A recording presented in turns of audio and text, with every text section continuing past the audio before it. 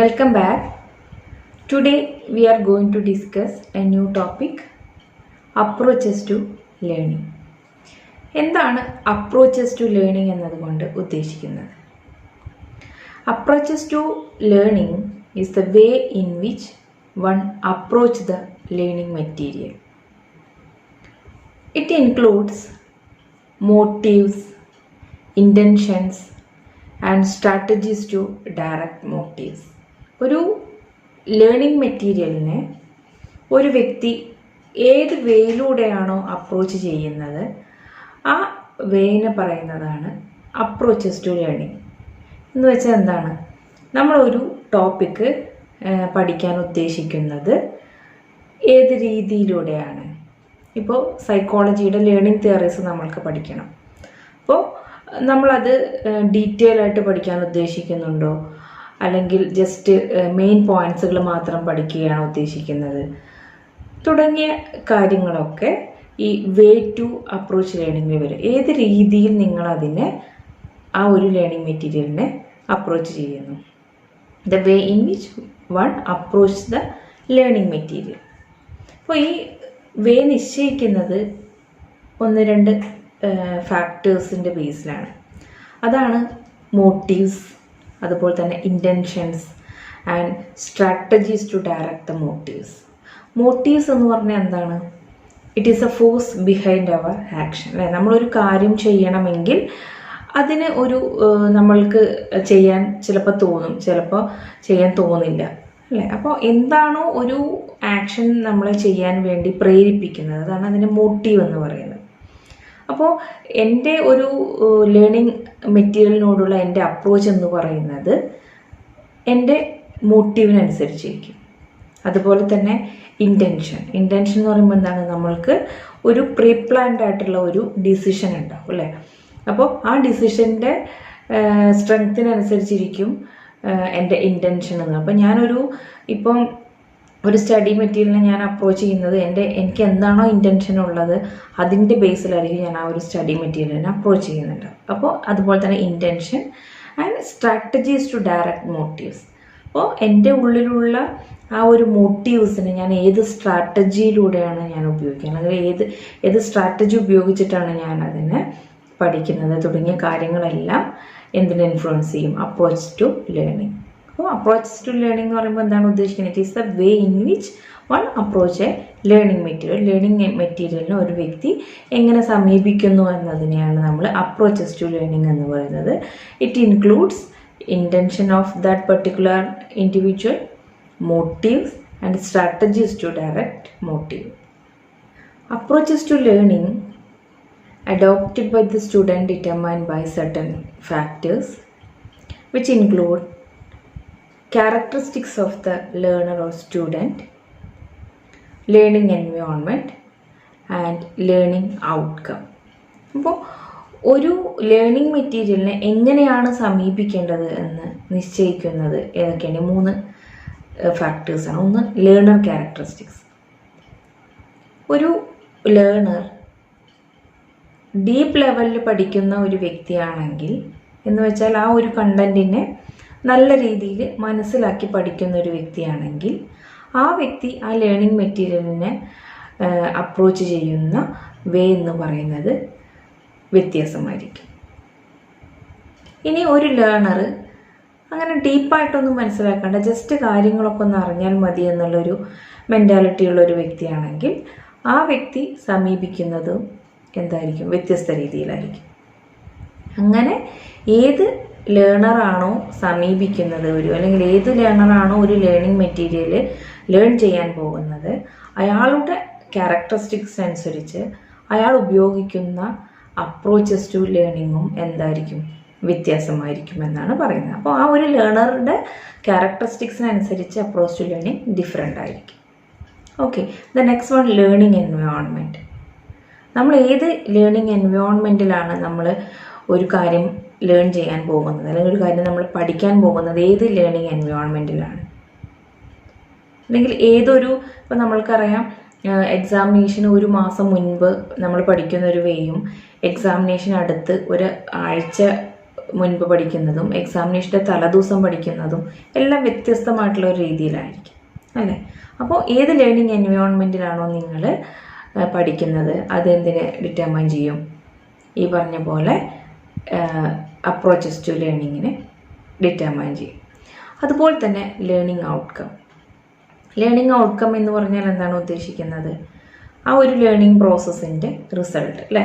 അപ്പോൾ ചില വ്യക്തികളെ സംബന്ധിച്ചിടത്തോളം, ചില ലേണേഴ്സിനെ സംബന്ധിച്ചിടത്തോളം എക്സാമിനേഷന് ജസ്റ്റ് ഒന്ന് പാസ്സായാൽ മതി എന്നുള്ള മെൻറ്റാലിറ്റി ഉള്ളവരായിരിക്കും. ചിലവരെങ്ങനെയായിരിക്കും? നല്ല ഹൈ സ്കോറോടുകൂടി പാസ്സാവണം എന്ന് വിചാരിക്കുന്ന വ്യക്തികളായിരിക്കും. ചില വ്യക്തികൾ എങ്ങനെയായിരിക്കും? മാർക്കൊരു വിഷയമല്ല, സബ്ജക്റ്റിനെ കുറിച്ച് നല്ലൊരു ധാരണ ഉണ്ടായിരിക്കണമെന്ന് വിചാരിക്കുന്ന ആളുകളായിരിക്കും. അപ്പോൾ ഇങ്ങനെ ലേണിംഗ് ഔട്ട്കം എന്താണോ വേണ്ടത്, അല്ലെങ്കിൽ എന്താണോ ലേണിംഗ് ഔട്ട്കം എക്സ്പെക്റ്റ് ചെയ്യുന്നത് ആ ലേണർ, ആ ലേണിംഗ് ഔട്ട്കംസിനനുസരിച്ചും അപ്രോച്ചസ് ടു ലേണിംഗ് ഡിഫറെൻ്റ് ആയിരിക്കും. ഓക്കെ, അപ്പോൾ ഈ 3 ഫാക്ടേഴ്സാണ് ഏത് ലേണിംഗ് അപ്രോച്ചാണ് നമ്മൾ ഉപയോഗിക്കുന്നത്, അല്ലെങ്കിൽ നമ്മളൊരു ലേണിംഗ് മെറ്റീരിയൽ പഠിക്കാൻ വേണ്ടി നമ്മൾ ഉപയോഗിക്കുന്ന അപ്രോച്ചസ് ഏതാണ് എന്ന് ഡിറ്റർമൈൻ ചെയ്യുന്നത് ഈ 3 ഫാക്ടേഴ്സാണ്. Characteristics of the learner, learning environment and learning outcome. അപ്പോൾ അങ്ങനെയാണെങ്കിൽ എല്ലാ സമയത്തും ഒരു ലേണർ പഠിക്കുന്ന രീതി എന്ന് പറയുന്നത് ഒരുപോലെ ആയിരിക്കാൻ സാധ്യതയുണ്ടോ? ഡെഫിനറ്റ്ലി ഇല്ല അല്ലേ. ഒരു അപ്രോച്ചസ് ടു ലേണിംഗ് എന്ന് പറയുന്നത് ലേണറിൻ്റെ ക്യാരക്ടറിസ്റ്റിക്സ് അനുസരിച്ച് മാറും. ഈവൻ ഒരാൾ തന്നെ അയാളുടെ വ്യത്യസ്ത സമയങ്ങളിൽ പഠിക്കുന്നതിനനുസരിച്ചും അപ്രോച്ചസ് ടു ലേണിംഗ് വ്യത്യാസപ്പെടാം. So we can say that the approaches to learning is not a permanent quality of the learner. ഒരു വ്യക്തിയുടെ പെർമനൻറ്റ് ക്വാളിറ്റി അല്ല അപ്രോച്ചസ് ടു ലേണർ എന്ന് പറയുന്നത്. അത് പല ഫാക്ടേഴ്സിനനുസരിച്ചും മാറിക്കൊണ്ടിരിക്കും. It is task dependent, context characteristics and characteristics of classroom interactions. അപ്പോൾ അപ്രോച്ചസ് ടു ലേണിംഗ് എന്ന് പറയുന്നത് ഇറ്റ് ഈസ് ടാസ്ക് ഡിപ്പെൻഡൻറ്റ്. ഏത് ടാസ്ക് ആണോ അതിനനുസരിച്ച് നമ്മുടെ അപ്രോച്ചസ് വ്യത്യാസപ്പെടാം. ഇറ്റ് ഈസ് കോണ്ടെക്സ്റ്റ് ക്യാരക്ടറിസ്റ്റിക്സ്, കോണ്ടെക്സ്റ്റിനെ ബേസ് ചെയ്തിട്ടും അത് വ്യത്യാസപ്പെടാം. അതുപോലെ തന്നെ it is characteristics of classroom interactions, classroom ഇൻറ്ററാക്ഷൻസിൻ്റെ ബേസിലും അത് വ്യത്യാസപ്പെടും. ഇനി ഏതൊക്കെയാണ് different types of approaches to learning എന്ന് നോക്കാം നമുക്ക്. Approaches to learning includes deep approach, surface approach, achieving or strategic approach. 3 types of approaches to learning ആണുള്ളത്. ഒന്ന് deep, surface and strategic or achieving. ഈ പേരിൽ നിന്ന് തന്നെ നമ്മൾക്ക് ഏകദേശം ഒരു ധാരണ കിട്ടും അല്ലേ. Deep, surface, strategic. അപ്പോൾ ഇനി ഓരോന്നും എന്താണെന്ന് നോക്കാം. A deep approaches to learning concentrates on the meaning of what is learned. Deep approach എന്ന് പറയുമ്പോൾ തന്നെ നമുക്കറിയാം ഒരു കാര്യത്തെ നമ്മൾ ഡീപ്പായിട്ട് പഠിക്കുന്നു. എന്താണ് അതിൻ്റെ മീനിങ് നമ്മൾ മനസ്സിലാക്കി അതിൻ്റെ പ്രിൻസിപ്പിൾ, ഇപ്പോൾ ഒരു സബ്ജക്റ്റ് പഠിക്കുകയാണെന്ന് വെച്ചെങ്കിൽ അതിൻ്റെ പ്രിൻസിപ്പിൾസ് എന്തൊക്കെയാണ്, അതിനെങ്ങനെയാണ് നമ്മുടെ എവരിഡേ ലൈഫുമായിട്ട് നമ്മൾക്ക് റിലേറ്റ് ചെയ്യാൻ പറ്റുന്നത് തുടങ്ങിയ ഡീപ്പായിട്ടുള്ള ആ ഒരു ടോപ്പിക്കിനെ കുറിച്ച് ഡീപ്പായിട്ട് പഠിക്കുന്നതിനെയാണ് നമ്മൾ എന്ത് പറയുന്നത്, ഡീപ്പ് അപ്രോച്ച് എന്ന് പറയുന്നത്. അപ്പോൾ ഒരു സബ്ജക്റ്റ് പഠിക്കുമ്പോൾ ആ സബ്ജക്റ്റിനെ കുറിച്ച് വളരെ ആഴത്തിൽ മനസ്സിലാക്കുക എന്നുള്ളതാണ് ഡീപ്പ് അപ്രോച്ചിലൂടെ ലേണർ ഉദ്ദേശിക്കുന്നത്. അപ്പോൾ സ്വാഭാവികമായും അതുമായി ബന്ധപ്പെട്ട് വരുന്ന അപ്ലിക്കേഷൻ ലെവലിലുള്ള കാര്യങ്ങൾ ചെയ്യാൻ ഈ ഡീപ്പ് അപ്രോച്ച് ഉപയോഗിക്കുന്ന വ്യക്തിക്ക് സാധിക്കും. Characteristics of deep approach includes actively seeks to understand the subject or topic. എന്താണ് ആ ഒരു സബ്ജക്ട്സിനെ അല്ലെങ്കിൽ ഒരു ടോപ്പിക്കിനെ നല്ല രീതിയിൽ അതെന്താണ് എന്ന് മനസ്സിലാക്കണം എന്നുള്ള ഒരു താല്പര്യം ഡീപ്പ് അപ്രോച്ച് ഉപയോഗിക്കുന്ന സമയത്ത് ഉണ്ടാവും. അല്ലെങ്കിൽ ഡീപ്പ് അപ്രോച്ച് ഉപയോഗിക്കുന്ന ലേണർക്ക് അത്തരത്തിലുള്ള ഒരു താല്പര്യം ഉണ്ടാവും. അവരാണ് ആ ഡീപ്പ് അപ്രോച്ച് ഉപയോഗിക്കുന്നത്. And equipped with appropriate background knowledge or previous knowledge, make use of evidence, inquiry and evaluation, relate idea to one another and relate concepts with everyday life, and tend to read and study beyond the course requirements. Whereas in surface approach, the aim of the learner is to reproduce what is learned during an examination. ഒരു examination സമയത്ത് learn ചെയ്ത കാര്യം just ഒന്ന് എഴുതുക എന്നതിനപ്പുറത്തേക്ക് അത് മനസ്സിലാക്കണം എന്നുള്ള ഒരു ഇൻറ്റൻഷനൊന്നും ഇല്ലാത്ത ഒരു ലേണറായിരിക്കും സർഫേസ് അപ്രോച്ച് ഉപയോഗിച്ച് പഠിക്കുന്നുണ്ടാവും. ഒരു ലേണിംഗ് മെറ്റീരിയലിനെ അപ്രോച്ച് ചെയ്യുന്നത് സർഫേസ് അപ്രോച്ച് ആണെങ്കിൽ അവരുടെ എയിം എന്ത് മാത്രമാണ്? ജസ്റ്റ് റോട്ട് ലേണിംഗ് ഉപയോഗിച്ചിട്ടോ അല്ലെങ്കിൽ വളരെ ഡീപ്പായിട്ട് പോകാതെയോ പഠിച്ച ഒരു കാര്യത്തെ ഒരു എക്സാമിനേഷന് വേണ്ടി അത് ആ സമയത്ത് എഴുതുന്നതിന് വേണ്ടി മാത്രം നമ്മളൊരു ലേണിംഗ് മെറ്റീരിയൽ പഠിക്കുകയാണെങ്കിൽ ആ തരത്തിലുള്ള അപ്രോച്ചസിനെയാണ് നമ്മൾ എന്താ പറയുന്നത്? സർഫേസ് അപ്രോച്ച് എന്ന് പറയുന്നത്. അപ്പോൾ അതിൻ്റെ എയിം എന്ന് പറയുന്നത് എന്നാൽ just reproduce what is learned without understanding the meaning of the learning material. അപ്പോൾ എന്താണ് എന്നൊന്നും അറിയണമെന്നില്ല, ജസ്റ്റ് പഠിച്ച കാര്യം റീപ്രൊഡ്യൂസ് ചെയ്യുക. ആ ഒരു ലക്ഷ്യം മാത്രമാണ് ഉള്ളൂ എങ്കിൽ ആ സമയങ്ങളിൽ ലേണേഴ്സ് ഉപയോഗിക്കുന്ന അപ്രോച്ചാണ് സർഫേസ് അപ്രോച്ച് എന്ന് പറയുന്നത്. എപ്പോഴൊക്കെയാണ് അപ്പോൾ സർഫേസ് അപ്രോച്ചുകൾ ഉപയോഗിക്കുന്നത്? ചില കോഴ്സുകൾ നമ്മൾ പഠിക്കുന്നത് ഓൺലി ഫോർ ദ ക്വാളിഫിക്കേഷൻ. അപ്പോൾ ആ വ്യക്തിയെ സംബന്ധിച്ചിടത്തോളം ആ ഒരു സബ്ജക്റ്റ് അല്ലെങ്കിൽ ആ ഒരു കോഴ്സ് പഠിക്കാനുള്ള ഇൻട്രസ്റ്റ് ഉണ്ടാവില്ല, അല്ലേ? അപ്പോൾ സ്വാഭാവികമായും അവരെ സംബന്ധിച്ചിടത്തോളം ആ ഒരു കോഴ്സിൻ്റെ എക്സാമിനേഷൻസ് പാസ്സാവണം എന്ന ഒരു ഇൻറ്റൻഷൻ മാത്രമേ ഉണ്ടാവുള്ളൂ. അപ്പോൾ അവർ ഉപയോഗിക്കുന്നത് എന്തായിരിക്കും? സർഫേസ് അപ്രോച്ച് ആയിരിക്കും. അതുപോലെ തന്നെ when the learner have no prior knowledge or background knowledge, ഒരു ലേണർക്ക് ആ ഒരു കണ്ടന്റ് പഠിക്കുന്നതിന് ആവശ്യമായ പ്രിയർ നോളജ് ഇല്ല എങ്കിൽ അല്ലെങ്കിൽ പ്രീവിയസ് നോളജ് ഇല്ല എങ്കിൽ അയാൾ ഉപയോഗിക്കാവുന്ന ഒരു സ്ട്രാറ്റജി എന്ന് പറയുന്നത് സർഫേസ് അപ്രോച്ച് ആയിരിക്കും. അതുപോലെ തന്നെ വേറെ ഒരു കാര്യം എന്ന് പറയുന്നത് വളരെ കുറച്ച് സമയമാണ് ഉള്ളൂ. അപ്പോൾ നമ്മൾ എക്സാമിനേഷനൊക്കെ പഠിക്കാൻ സ്റ്റഡി ടൈം അധികം കിട്ടാതെ കുറച്ച് സമയമാണ് കിട്ടുന്നത് എങ്കിൽ നമ്മൾ ലാസ്റ്റ് ഉപയോഗിക്കുന്നത് സർഫേസ് അപ്രോച്ചാണ്. എന്താണ്? ജസ്റ്റ് ഒന്ന് വായിച്ചു പോകുന്നു എന്നുള്ളത്, അല്ലേ? അപ്പോൾ സമയം ഇനഫായിട്ട് ഇല്ല എങ്കിലും എന്ത് ഉപയോഗിക്കാൻ ലേണേഴ്സ് സർഫേസ് അപ്രോച്ച് ഉപയോഗിക്കാറുണ്ട്. സർഫേസ് അപ്രോച്ച് ഉപയോഗിച്ച് ലേൺ ചെയ്യുന്നവരുടെ ഇൻറ്റൻഷൻ എന്ന് പറയുന്നത് എന്താണ്? Try to repeat what is learned. എന്താണോ ലേൺ ചെയ്ത് അത് ജസ്റ്റ് റിപ്പീറ്റ് ചെയ്യുക എന്നുള്ള ഒരു ഇൻറ്റൻഷൻ ഉണ്ടാവാം. ആൻഡ് അവരെന്താണ് ചെയ്യുന്നത്? ജസ്റ്റ് മെമ്മറൈസ് ഇൻഫോർമേഷൻസ് മെമ്മറൈസ് ചെയ്യുന്നു. And make use of rote memory, take narrow view of the content, and they are fail to distinguish principle from examples, and they are closely stick on the course requirements, and they are motivated by the fear of failure. Failure ആവോ എന്നുള്ള ഒരു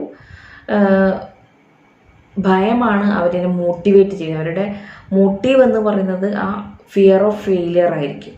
അപ്പം അതുകൊണ്ട് തന്നെ ആ subject നന്നായി പഠിക്കണമെന്നോ അല്ലെങ്കിൽ അത് മനസ്സിലാക്കണമെന്നോ ഉള്ള ഒരു ഇൻറ്റൻഷൻ ഇത്തരത്തിലുള്ള ലേണേഴ്സിന് ഉണ്ടാവില്ല. അപ്പോൾ അങ്ങനെ ഈ ഒരു എക്സാമിനേഷൻ പാസ്സാവുന്നതിന് വേണ്ടി മാത്രം അല്ലെങ്കിൽ ജസ്റ്റ് പഠിച്ച കാര്യം ഒന്ന് റീപ്രൊഡ്യൂസ് ചെയ്യുന്നതിന് വേണ്ടി മാത്രം ആണ് ലക്ഷ്യമെങ്കിൽ അത്തരത്തിലുള്ള ലേണേഴ്സ് ഉപയോഗിക്കുന്ന അപ്രോച്ചാണ് ഏതാണ്? Surface approach. Whereas some students use both surface and deep approach to achieve their goals, depending upon what is required and the condition under which they are learning, such as how much time they have to prepare an assignment. നമ്മൾക്ക് examination എന്ന് പറയുന്നത് ഒരു മാസം കഴിഞ്ഞിട്ടാണ് എങ്കിൽ നമ്മൾക്ക് deep approach ഉപയോഗിച്ച് പഠിക്കാം. എക്സാമിനേഷൻ എന്ന് പറയുന്നത് ഒരു 1 വീക്ക് കഴിഞ്ഞിട്ടാണ്. അപ്പോൾ ചിലപ്പോൾ നമുക്ക് ചില സർഫേസ് അപ്രോച്ച് ഉപയോഗിച്ച് പഠിക്കേണ്ടി വരും.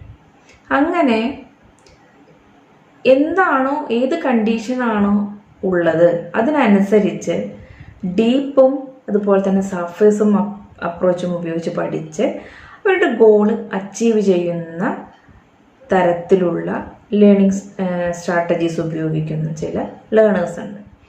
അത്തരത്തിലുള്ള അപ്രോച്ചസിനെയാണ് നമ്മൾ സ്ട്രാറ്റജിക് അപ്രോച്ച് എന്ന് പറയുന്നത്. സ്ട്രാറ്റജിക് അപ്രോച്ചസ് ടു ലേണിംഗ് എന്ന് പറയുന്നത്. അപ്പോൾ അച്ചീവിങ് ഗോൾ എന്ന് പറയുന്നത് ആണ് ഇമ്പോർട്ടൻ്റ്. ആ ഗോൾ അച്ചീവ് ചെയ്യുന്നത് ഏത് രീതിയിലൂടെയാണ്, സർഫേസിലൂടെ വേണോ, സർഫേസ് അപ്രോച്ച് ഉപയോഗിക്കണോ, അതോ ഡീപ്പ് അപ്രോച്ച് വേണോ എന്ന് നിശ്ചയിക്കുന്നത് ഏത് കണ്ടീഷനാണ് ഇപ്പോൾ ഉള്ളത് എന്നതിനനുസരിച്ചായിരിക്കും. മെയിൻ എയിം എന്ന് പറയുന്നത് എന്താണ്? നമ്മുടെ ഗോൾ അച്ചീവ് ചെയ്യുക എന്നുള്ളതാണ്. അത്തരത്തിലുള്ള അപ്രോച്ചിനെയാണ് നമ്മൾ എന്ത് പറയുന്നത്? സ്ട്രാറ്റജിക് അപ്രോച്ച് എന്ന് പറയുന്നത്. They are motivated by learning that result in positive outcomes such as achievement of high grades. അപ്പോൾ ഇവരെ സംബന്ധിച്ചിടത്തോളം അവരുടെ ഇൻറ്റൻഷൻ അല്ലെങ്കിൽ മോട്ടീവ് എന്നൊക്കെ പറയുന്നത് എന്താണ്? ഹൈ ഗ്രേഡ്സ് കരസ്ഥമാക്കുക എന്നുള്ളതാണ് അവരുടെ ഇൻറ്റൻഷൻ.